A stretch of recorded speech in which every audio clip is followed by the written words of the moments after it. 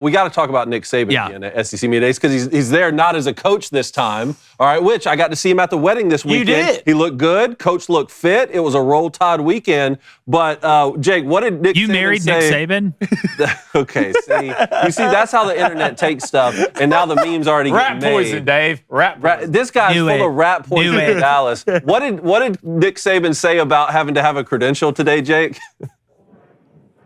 Well, he said for 17 years at Media Days in the SEC, he never even wore credentials, is Nick Saban.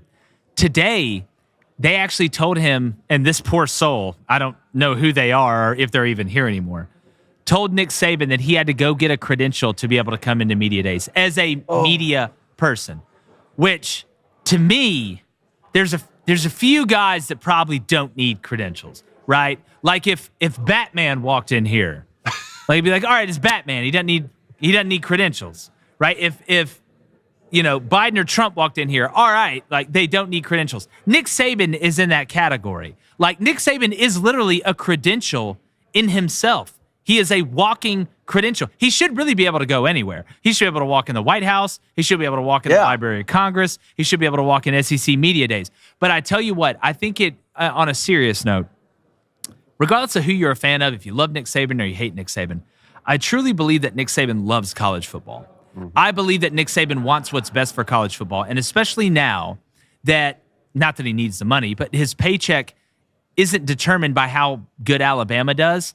He can really do probably his best work for college football, and I think it's so important that he remains as close to the game as possible and has as much leverage and reach as possible in the game. So, did he not get a credential? Does he need a credential? Whatever. I don't think he needs one, but I think Nick Saban being here, and we're going to get to some of the comments he made in a minute, is great for the game of college football as a whole. What job is worse? And I was thinking about this. The guy who had to ask Nick Saban for credentials or the guy who had to hold Steve Sarkisian in the tunnel before they ran out in the game? Look, the guy who's holding Steve Sarkisian back is truly just doing his job. The guy who's asking Nick Saban about his credential sounds like he has a lot of Auburn in him. This sounded personal. David, he's doing his job. He's not doing his job. That's his job to ask people for credentials. You made a point to go up to this guy. You know who Nick Saban is. He had a lot of Auburn in it. He waited his whole life for this moment. He waited his whole life for Nick Saban to retire so that he could tell him, you got to go back to your room, go back to room 1119 and get your credentials. The thing about Auburn's like, we just want to do things the right way. Yeah, I bet. We want to do things the right way. There's a process to this. I bet. And Nick Saban's not special enough to not go through that. That guy grinned the whole time Nick Saban walked back and got his credential.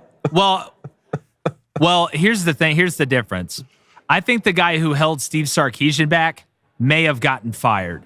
I think the guy who told Nick Saban that he needed to go get his credentials may just be disappeared. Oh, he's on the train station. Yeah. On the train station for sure. Yeah. Listen, like he's on his way right now to some outpost in Siberia. Yeah. Can we play the clip? So you can get Nick credentials Saban for them out there. Talking about I want to hear the clip of it. It's a little different. I've never worn a credential in my life and was always for 17 years able to get into SEC Media Day without a credential. I had to go back to the room today and get my credential to get in. So that's one of the biggest changes I see. It's not like it used to be. I left my room. Yeah, laugh through the anger. Laugh through the inside. He's seething. Seething inside. Don't think for a second he's not. Don't think it's okay. I bet the look on his face. I bet he could have had laser beams like Homelander come out of his eyes on the way back to the hotel room to grab that credential. Look, listen. I would say I'm not a betting man, but I am. BetOnline.ag, check it out. I would be willing to guarantee that never happens again. Well, that's not even the funniest thing he said at SEC Media Day so far, and we're only a couple hours in. Run this clip of him talking about Texas isn't going to come in and run things.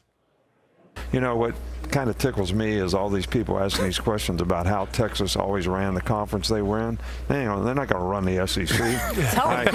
There's a whole lot of arrogant people in a lot of places in the SEC, so they can forget all about that. They'll be a good team and a great program, and Stark will do a great job, but that's not going to be a problem. It's a little different. Well, there you go. We've been talking about it. We've been talking about it for 2 years, Jake, and finally Nick Saban can give his thoughts on it. Yeah, and, talking with people here, that there was some controversy on whether he was talking about politically behind closed doors, because that's really how Texas helped run the Big 12. It wasn't like Texas was winning all these Big 12 championships here recently, but think about what the Longhorn Network did. They were running it behind the scenes. They were the biggest of the big dogs in the Big 12. That is not the case behind the scenes in the SEC. You are one of many big dogs, right? You are not the Titan. You are one of the Titans in Titan world now. So I think there was a little bit of a political angle because he picked Georgia and Texas to play in the SEC championship game, which I think gives more fuel to him talking about Texas kind of administratively, financially, and behind the scenes, not being that catapult of the conference by themselves. And look, we can sit here and say, oh, well, he didn't pick Alabama because he didn't want to show favoritism. I don't think Nick Saban cares. I think if he really thought Alabama would be in the SEC championship game, he would have picked Alabama in the SEC championship game. So I thought that was an interesting kind of delineation of what he was talking about, whether it was running the SEC on the field or behind the scenes. I think Nick is a master manipulator. He plays chess while everybody plays checkers. And the reason he picked Georgia and Texas to go to the SEC championship because he wants to get bullet board material to Alabama, right? What about LSU? What about LSU too?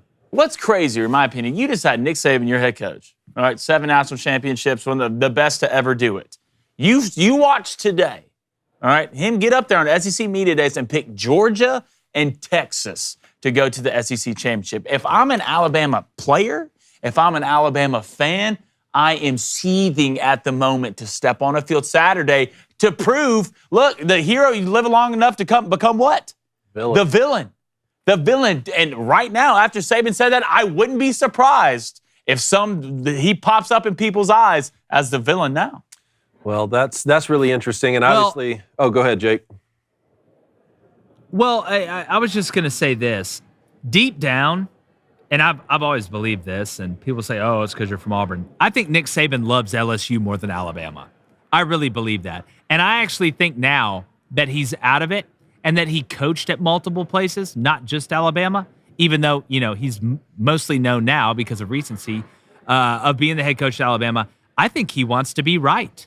I think he's the type guy where, you know what, if I'm going to be a head coach in college football, I'm going to be the best head coach there ever was. If I'm going to be a sports media analyst or an SEC analyst, I'm going to be the best one there ever was, and I'm going to be right more than anybody else. I think that's kind of what he prides himself on. So deep down, I fully believe that he thinks Georgia and Texas are going to be in the SEC championship. I don't think this was some ploy to fire up Alabama or some ploy to fire up LSU. I think Nick Saban wants to be known as the greatest college football analyst of all time. And one of the fastest ways to do it is to be right. That is true. I do think he wants to be right. Another way to do it is to not look biased, which does kind of play into that, regardless of being right. But I think if he legitimately thought Alabama would win the SEC, that he would just go ahead and say it. Well, I don't know if I agree with him liking LSU more than Tuscaloosa, as just someone who was just there 24 hours ago, watching the way this place loves that guy, man. Oh, well, look, I'm not doubting whether Alabama loves Nick Saban. I'm doubting whether Nick Saban loves Alabama more than he does LSU. And I don't think he does. That. I think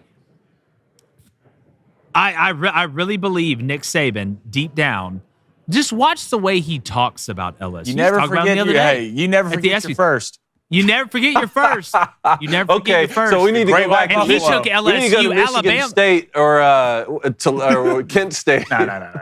It's your real first, Dave. Well, yeah. Listen. You never forget your first. He'll never forget Kent State, buddy. Don't worry about that. And maybe not for the best thing. What's up, everybody? Welcome to the channel. Make sure you hit that like, hit that subscribe button. It really helps out the show. We're giving you all the insights on college football. There's no better place to get it than here at Crain & Company.